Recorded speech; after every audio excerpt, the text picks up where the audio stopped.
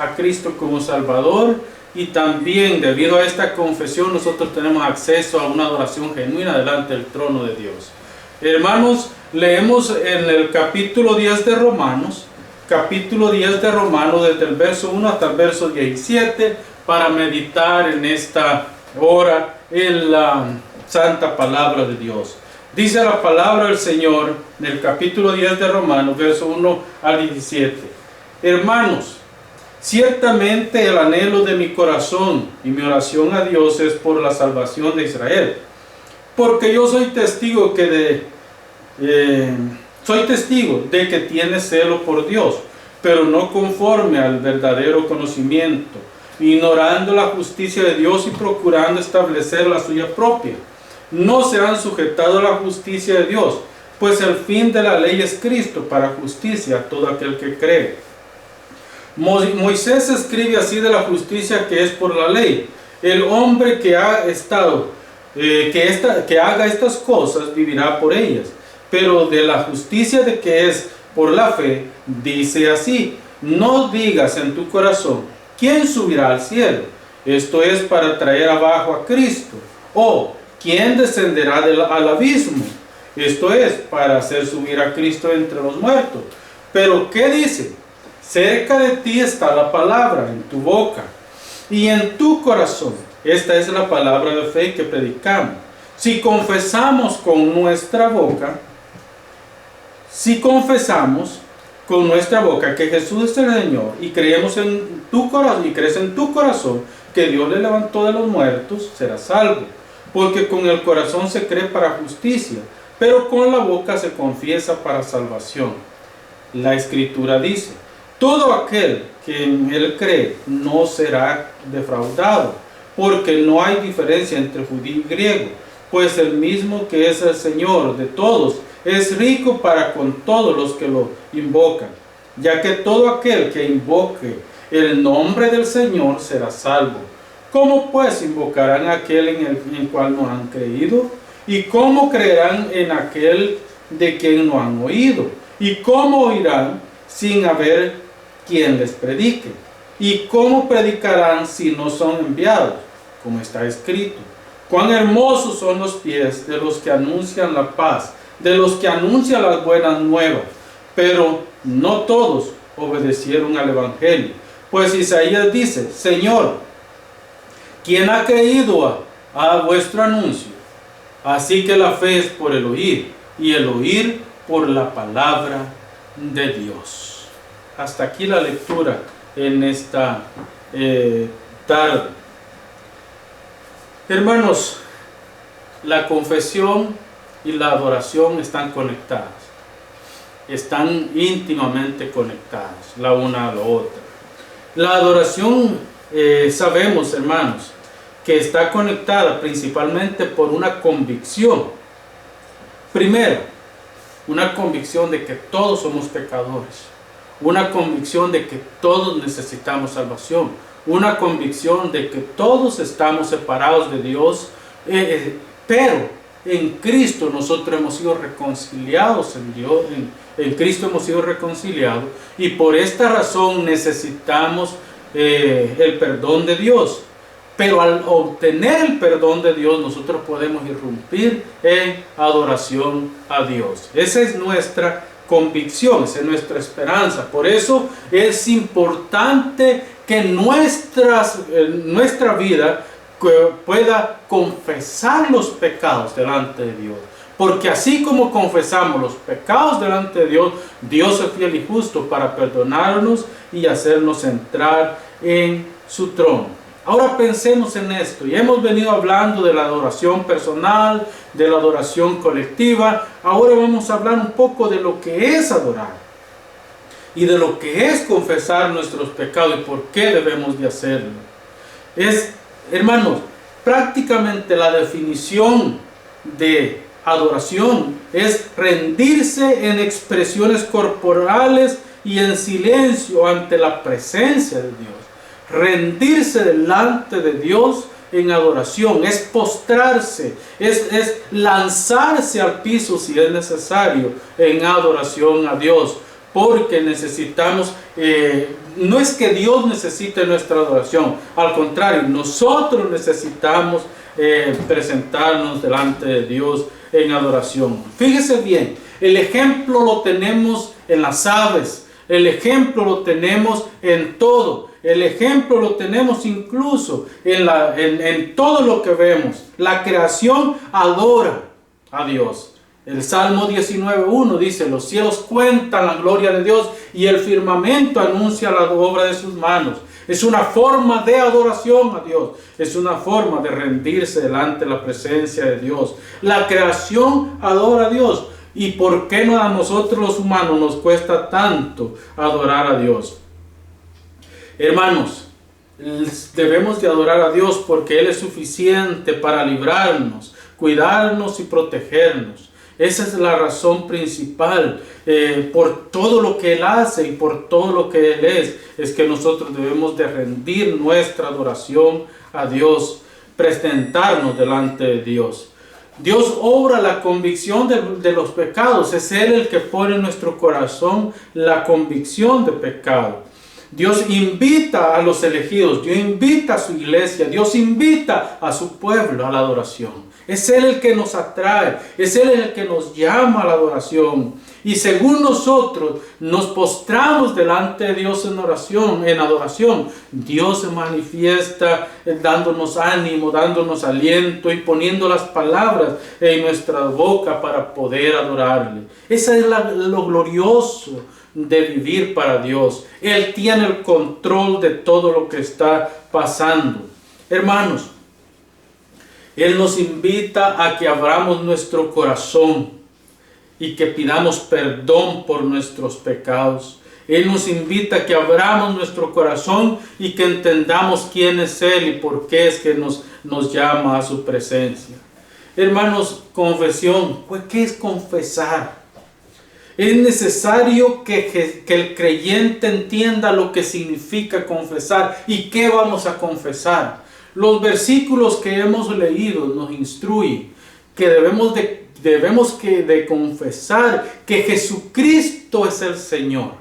La confesión que viene de nuestra boca tiene que ser: Cristo es nuestro Señor y Salvador, y en Él nosotros estamos seguros. Esto no debe ser un simple proceso intelectual. Al contrario, esta confesión tiene que salir de lo más profundo de nuestro corazón.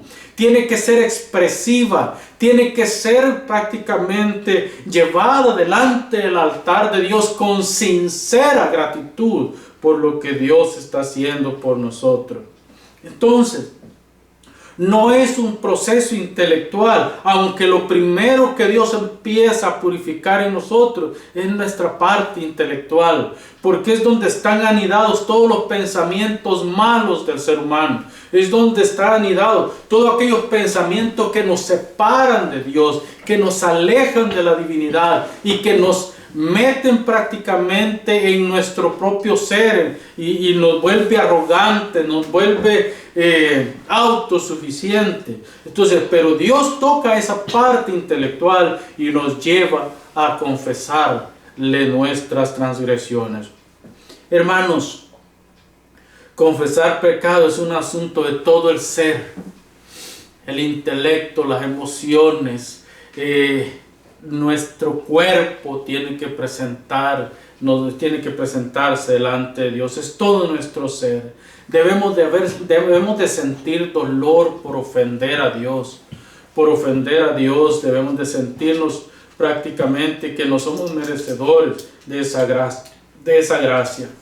Hemos ofendido la santidad de Dios. Hemos ofendido la gloria de Dios. Hemos ofendido a Dios con nuestra forma de actuar, con nuestra forma de hablar, con nuestra forma de comportarnos en sociedad. Por eso debemos de sentir un dolor profundo cuando confesamos nuestro pecado. Si nosotros vamos a describir la palabra o lo que es adorar, yo creo que hay una sola palabra que puede describir lo que significa adoración, y la palabra es servicio. Servicio. Yo he utilizado un acrónimo. para describir esta palabra, servicio. Primero, la S, sumisión completa a Dios. Sumisión completa a Dios. El creyente tiene que estar sometido completa, perfecta y absolutamente a Dios. Debe de hacerlo. Aunque debo confesarles que mientras estemos en esta carne, mientras estemos en este ser caído, va a ser muy difícil y complicado que podamos someternos perfecta y absolutamente a Dios. Pero nuestra esperanza es que en la glorificación nosotros vamos a poder someter nuestra voluntad a la voluntad de Dios sin límites, perfecta, absoluta y instantáneamente. Pero es sumisión completa a Dios, la primera letra del acrónimo. Segunda letra, la E, examinar cada día nuestro caminar con Dios. Debemos examinar cada día cómo caminamos con Dios, cómo andamos con Él. Si nuestra vida está llevando prácticamente el camino correcto, si estamos siguiendo la ruta correcta, si estamos siguiendo el verdadero camino que nos conduce a la vida eterna. Entonces, examinarnos día a día. ¿Y cómo nos vamos a examinar? Bueno, nos vamos a examinar a través de la palabra, a través de la oración, a través de la meditación, a través de una vida devocional con Dios. Es la mejor manera para mantenernos examinando nuestro caminar. Segunda letra, la R, romper toda conexión con lo que me separa de Dios. El cristiano que quiere vivir para Dios tiene que romper con todo aquello que lo conecta con el mundo, con todo aquello que lo conecta con la carne, con todo aquello que lo conecta con los deseos desviados de este mundo. Tiene que romper con el mundo. Eso no significa alejarnos del mundo. Cuando yo hablo de romper con el mundo, lo que estoy hablando es que no debe aceptar las ofertas que el mundo le da. Podemos tener amigos que no son cristianos, podemos tener relaciones con personas que no van a la iglesia, pero debemos de hacerlo con cuidado y debemos de hacerlo protegiendo nuestra integridad delante de Dios. Porque si nosotros no protegemos nuestra integridad delante de Dios, entonces nosotros estamos en problemas. Estamos prácticamente desviando nuestra mirada de Dios y acercándonos más y más al pecado. Y el pecado, hermanos, nos gusta. Por naturaleza, a nosotros nos gusta pecar. Por ende, debemos de romper toda esa conexión que nos atrae al mundo, que nos lleva a pecar. La V, vivir cada día como si fuera el último día en la presencia de Dios. Hay algo que me gusta mucho cuando leo la historia de los puritanos. Los puritanos, hermanos, que fundaron Norteamérica, prácticamente ellos tenían una práctica que sería bonito que nosotros como creyentes la tuviéramos. Ellos todas las noches antes de irse a dormir se iban a la ventana y extendían sus manos al cielo y decían: Señor, si esta es la última noche, aquí estoy, que nada interrumpa el que yo pueda estar en tu presencia si no veo la luz de un nuevo día, sino que yo quiero estar contigo por la eternidad. En la mañana nomás amanecía y se levantaban, su primera oración era ir siempre a la misma ventana y con los brazos extendidos hacia el firmamento decían: Señor, si este es el último día, permíteme vivir este día como que fuera el último, porque yo quiero estar contigo por la eternidad. ¿No es maravilloso llevar una vida así? ¿No es maravilloso tener la capacidad, tener la decisión de querer caminar con Dios y querer vivir una vida santa para Dios? Pues esa es la disposición que cada creyente debe buscar en esta vida. Vivir para Dios, sin importar lo que el mundo le ofrezca. Esta persona tiene que aprender a vivir para Dios. Tenemos la otra letra del acrónimo, es la I, intimar con Dios. Tener un tiempo de oración, de lectura, de meditación de la palabra de Dios es un asunto de vida. Es un asunto que todos los días deberíamos de tenerla como cristianos. Deberíamos de hacerlo. Antes de conectarnos con la televisión y otros artefactos, deberíamos de tener ese tiempo de meditación con Dios, intimar con Él, conectarnos con Él, que Él nos hable a través de su palabra y que nosotros le hablemos a Él a través de la oración. Esa es intimidad, hermano. Eso es conocer, eso es crecer con Dios. Que de hecho esa es la próxima letra de la palabra servicio, la letra C, crecimiento espiritual. El crecimiento espiritual va acompañado de muchas cosas, de lo que ya les dije: leer la palabra, la oración, la comunión es importante. Comunión con los hermanos, comunión con los líderes de la iglesia, comunión con todo el cuerpo de Cristo. Al final, todos somos miembros de un mismo cuerpo y necesitamos estar en comunión los unos con los otros. De otra manera el cuerpo está fraccionado, de otra manera el cuerpo está mutilado. Necesitamos tener esa parte importante que es la comunión, y según crecemos en esa comunión vamos a ir desarrollando habilidades para poder vivir una vida cristiana espiritual fuerte, fortalecida en Dios, no fortalecida en nosotros, no fortalecida en lo que creemos, fortalecida en Dios. La penúltima letra es la I, invirtiendo bien el tiempo. Esto es un asunto de mayordomía. Tal vez ustedes dirán: ¿qué tiene que ver la mayordomía con todo esto? Tiene que ver todo. Desde utilizar bien el tiempo, desde utilizar bien los recursos, desde utilizar bien lo que nosotros somos. En esta vida nosotros estamos prácticamente definiendo la eternidad y necesitamos utilizar bien ese tiempo. Y la última palabra es la O, ocupado en llevar las buenas noticias, ocupado en la gran comisión. Dios nos llamó de las tinieblas a la luz para que resplandeciéramos en un mundo lleno de tinieblas. Dios nos llamó de las tinieblas para que fuéramos una esperanza, un mundo que cada vez se hunde más en el pecado, cada vez se hunde más en las transgresiones, cada vez se hunde más en lo que no agrada a Dios, en lo que prácticamente destruye la santidad de Dios. Por esta razón, la gran comisión se nos fue dada a nosotros, la iglesia, para que nosotros llevemos el mensaje de salvación a todos los rincones del mundo, a todos los rincones de la tierra, donde hayan seres humanos. El evangelio tiene que ser predicado, porque la hora de la venida del Señor está cerca, y entre más se acerca el Señor, más necesaria se hace la predicación, más necesaria se hace la predicación del evangelio. Hermanos, si podemos definir adoración, adoración es servicio, un servicio cristiano, un servicio que lleva prácticamente las buenas noticias a los que la necesitan. Ahora veamos algunas, por lo menos dos cosas que son importantes para la vida cristiana. Primero, o para la fe cristiana. Primero, confesar. Un creyente, una persona no puede tener una fe sólida, firme en Dios si no cree y no confiesa a Jesús como Salvador. No puede. Pablo, escribiéndole a los romanos, nos es claro, nos es contundente, nos está enseñando que la única manera para que nosotros podamos tener una relación con Dios es a través de Cristo.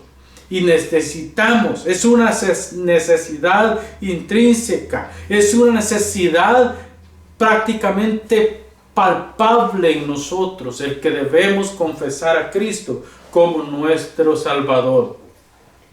Pedir perdón por nuestras transgresiones, pedir perdón por nuestros pecados, pedir perdón por las veces que hemos ofendido a Dios. Esto es adoración, hermanos. Esto es prácticamente parte de la adoración y necesitamos hacerlo. Y no solamente pedir perdón, sino apartarnos del pecado. Apartarnos. Porque una persona que pide perdón por sus pecados, pero continúa en pecado, en ese pecado por el cual pidió perdón, el pedir perdón fue un pedir perdón solamente de la cabeza, no del corazón. Entonces necesitamos pedir perdón y apartarnos del pecado, apartarnos de la maldad. La segunda parte es creer. ¿Pero creer en qué o en quién? Debemos creer en el Hijo de Dios, pero esto equivale a salvación. Cuando el Espíritu Santo empieza a obrar en nosotros, esa obra de fe, porque la obra no es una obra que brota de nosotros, no es una obra de nosotros, es una obra de Dios. Es el Espíritu Santo el que empieza a poner en nosotros la fe para confesar a Cristo como Salvador. Cuando nosotros como creyentes creemos y confesamos a Cristo como Salvador, el sacrificio de Cristo es aplicado a nosotros. La salvación es imputada en nosotros. Inmediatamente Dios nos declara hijos de Él. Dios nos declara, oiga bien, no nos hace, nos declara. Él nos dice, hoy ya no son extranjeros ni advenedizos, sino que han pasado a ser hijos míos. Son mis hijos, es mi iglesia, es mi pueblo, es mi gente a la que yo he salvado, dice el Señor. Hermanos, es ser llamados hijos de Dios. Pero esto implica que Dios aplicó su perdón por medio del sacrificio de Cristo. No es un perdón aislado, es un perdón que viene por la gracia. La justicia de Cristo inmediatamente toma el control de lo que nosotros somos. La justicia de Cristo viene a ser nuestra justicia. Esto es precioso, hermanos, y ojalá que me estén entendiendo lo que les estoy diciendo. La justicia de Cristo pasa inmediatamente que hemos recibido al Señor como Salvador, pasa a ser nuestra justicia. Y de ese momento en adelante, Cristo ha venido a ser el centro de nuestra vida. De ese momento en adelante, la propiciación, que literalmente propiciación, del original hebreo, viene la palabra tapadera. Fíjese bien, propiciación. Cristo ha pasado a ser nuestra propiciación. Y cuando Él pasa a ser nuestra propiciación, Él nos cubre. Su santidad nos cubre, su bondad nos cubre, su sacrificio nos cubre. Y de ese día en adelante nosotros pasamos a ser hijos de Dios, herederos con Cristo de las promesas del Padre. Y el Padre ve a Cristo y a través de Cristo nos ve a nosotros. ¿Se dan cuenta?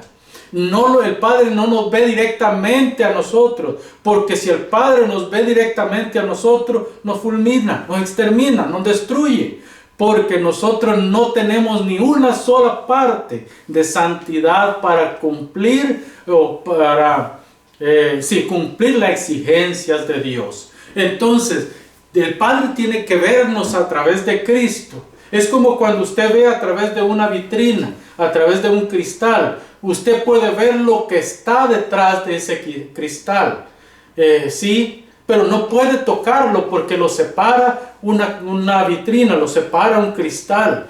Así está Cristo. Cristo está entre el Padre y nosotros, y el Padre ve la justicia de Cristo, y por medio de la justicia de Cristo, el Padre nos acepta a nosotros como salvos. Nos acepta a nosotros y pasamos a ser hijos suyos, y Él se gloria por eso. Entonces, hermanos, la otra parte que es maravillosa en esto es que en Cristo nosotros hemos sido resucitados. El día que una persona confiesa a Cristo como Salvador, ese día esa persona pasa a ser de la familia de Dios. Y ese día esa persona también ha resucitado con Cristo. Para esa persona ya no hay muerte.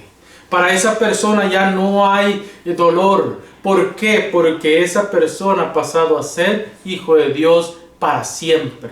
Y nada puede cambiar esa condición. De hecho, Dios en Cristo nos ha resucitado a todos, ¿sí? Y nos ha santificado a todos. Y nada ni nadie, ni el mismo Satanás podrá separarnos del amor de Dios. Ni el mundo, ni el pecado, ni la muerte, ni nada nos podrá separar del amor de Dios. Porque en Cristo estamos vivos para siempre. Él ha aplicado su salvación en nosotros. Gracias a Dios por ello. El creyente debe creer en la mente. Purifica la mente. Y también con el corazón. La fe cristiana tiene una verdad que entendemos y aceptamos. Esto es importante, hermano. La fe cristiana no es solamente intelectual, pero tampoco es solamente emocional. Tenemos dos extremos y los dos extremos son peligrosos. La iglesia por siglos ha enseñado que la mente es suficiente, ¿sí? Pero no es solo la mente. Si bien es cierto que no es el proceso que Dios usa, es un proceso intelectual, porque la palabra viene por oír, pero oír palabra de Dios, perdón, el convencimiento de pecado viene por oír palabra de Dios. También debemos de entender algo, que al aceptarlo nosotros, nuestro corazón está involucrado. Entonces es un asunto del ser completo, de toda la persona, de todo lo que somos. El Evangelio, hermanos, transforma el corazón, pero también transforma perfectamente la mente. El Evangelio transforma nuestras emociones, pero también transforma nuestra manera de pensar. Un cristiano no puede seguir pensando como pensaba antes en el mundo. Un cristiano tiene una responsabilidad delante de Dios de pensar diferente. La fe en la mente es estéril, pero la fe en el corazón es vida, fuerza, ánimo para seguir adelante. En la mente se cree y en el corazón se recibe para la salvación. En la mente se entiende la obra de Cristo, la obra de Dios en nosotros, y en el corazón se acepta esa obra. Una confesión de adoración. Hermanos, Timoteo, miren, si quiere encontrar una confesión excelente, es bueno quizás buscar Timoteo, primera de Timoteo capítulo 3 verso 16. Primera de Timoteo capítulo 3 verso 16. Es interesante lo que el apóstol dice. Mire lo que dice. Indiscutiblemente grande es el misterio de la piedad. Dios fue manifestado en carne, justificado en el Espíritu, visto de los ángeles, predicado a los gentiles, creído en el mundo, recibido arriba en gloria. Yo le agregaría una parte más a este credo, no porque esté incompleto, es una locura tal vez mía, pero Cristo pronto regresa en gloria. Esto tal vez fue lo que le faltó al apóstol en esto, no porque quiera ser mejor que él, sino solamente para completar el credo, que después tenemos el credo apostólico, que es muy importante entenderlo y meditarlo, ya que hay una doctrina pura de la obra de Cristo y su pronto regreso. Entonces Cristo regresará pronto por su iglesia. Hermano, el mensaje de la cruz ha sido predicado a los gentiles. Eso es lo que Pablo está diciendo. Eso en el Antiguo Testamento no se veía. En el Nuevo Testamento, Cristo fue directamente a los gentiles también a predicar un mensaje de salvación.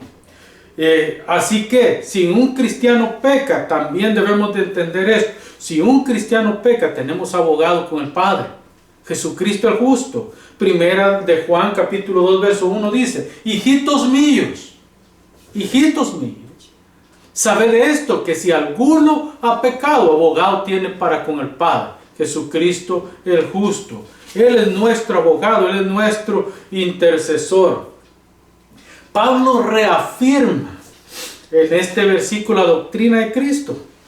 Y él argumenta, los ángeles lo vieron en gloria, ¿sí? Los ángeles lo vieron en gloria. Antes de encarnarse, los ángeles dieron testimonio de quién era Cristo, como Dios sentado en la majestad del Padre. Hermanos, cuando nosotros hablamos de esto, los testigos de Jehová prácticamente quedan nulos, porque el Pablo está argumentando que los ángeles vieron a Cristo sentado a la diestra del Padre. Los ángeles vieron a Cristo en la majestad y gloria antes de la encarnación. Y nosotros, dice Pablo, los apóstoles, le hemos visto en carne. En carne. Entonces Pablo está argumentando que Cristo es Dios hombre. En las dos naturalezas se manifestaron en el Hijo de Dios, en Jesús de Nazaret. 100% hombre, 100% Dios. Dos naturalezas.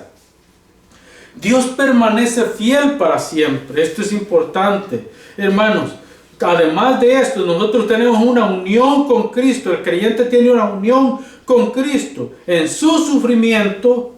Y aunque el sufrimiento del cristiano es momentáneo, hay una dicha eterna, una recompensa eterna en Dios. Dios es fiel, siempre va a ser fiel para sostenernos hasta el final. Por último, los creyentes presentan a Dios y al Cordero. Hermanos, Apocalipsis, los versículos que leímos, aquí habla de dos himnos. El himno que canta Moisés, dice, posiblemente es el himno de victoria que cantó Moisés después de salir del mar. Después de que los egipcios fueron ahogados, después de que los enemigos de Israel perecieron. Es muy posible que este sea el canto que Moisés canta en Apocalipsis 15. Pero dice también el cántico del Cordero. No estamos seguros a qué se refiere con el cántico del Cordero. Es muy posible que el cántico del Cordero sea prácticamente dándole gloria, honor y reino por todas las cosas que Él ha hecho, por su salvación para sus elegidos. No sabemos cuál es el canto que canta el Cordero o que se le canta al Cordero. Lo que sí sabemos es que si somos fieles a Dios y si somos parte del pueblo de Dios, un día juntos cantaremos este cántico al Cordero de Dios que fue inmolado desde antes de la fundación del mundo. Algo muy importante también, todas las naciones se van a presentar ante Cristo. Todas las naciones van a estar presentes ante Cristo. Y todas las naciones adorarán a Cristo. Los que van a ser condenados van a rendir adoración también. Y los que van a ser salvos rendiremos adoración también por la salvación. Y también los condenados van a rendir adoración por la justicia de Dios. Porque Dios no ha pasado desapercibido ninguno de los pecados que han cometido. En cambio nosotros, la gracia de Dios ha sido abundante y nos ha salvado cuando nosotros merecíamos la condenación. Amén. Esa es la bendición más grande que nosotros tenemos. Entonces, la confesión de pecado reconoce el sacrificio de Cristo, pero también la adoración reconoce cada aspecto de los atributos de Dios, cada aspecto de los atributos de Dios que le hacen capaz y suficiente para hacer las cosas que hace. Concluyo con estas tres cosas. Antes de presentar adoración a Dios, es importante confesar nuestros pecados. Es importantísimo confesar nuestros pecados. Dios odia el pecado, pero también es un Dios de perdón. Dios odia el pecado, pero es un Dios de perdón y Él extiende su perdón para nosotros. En Cristo Él ha extendido su perdón a nosotros. Segundo, adorar es una reacción al perdón de Dios. Hermanos, la adoración que brota de un corazón arrepentido es una adoración que brota por medio del perdón que Dios le ha dado a esa persona. Y por último, tercero, fuimos creados para adorar para siempre. No fuimos creados para adorar por un momento. Y déjeme decirle algo, en la eternidad los creyentes van a adorar a Dios con todas las cosas que hagan, con todas las cosas que digan y con todas las actitudes que tengan. Dios sea alabado, Dios sea engrandecido, Dios sea glorificado por su salvación. Oramos. Padre, muchas gracias. Gracias, Señor, por tu perdón. Gracias, Señor, por llevarnos a confesar nuestro pecado. Gracias, Señor, porque sabemos que por medio de ese perdón nosotros hemos sido reconciliados contigo. Gracias, Padre. Te damos por todo. Y te pedimos, Señor, que nos ilumines, Padre, para que cada día podamos reconocer en qué te hemos fallado y poder ir a tu presencia pidiendo perdón y acercarnos a ti, Señor, con un corazón contrito y humillado. Y un corazón contrito y humillado, tú no lo rechazas, Padre. Gracias, Señor, por los hermanos y hermanas y amigos y amigas que han escuchado este sermón y van a seguir escuchándolo, Señor. Toca sus vidas, Padre, para que ellos puedan ser parte de esta familia, si es que están en tu mente, Señor, y en tu corazón salvar. Muchas gracias te damos, Padre, esta tarde, Señor. Y hemos predicado, Señor, con temblor, Padre, este sermón para mis hermanos. En el nombre de tu Hijo amado Jesucristo. Muchas gracias, Señor. Amén, Padre, y amén.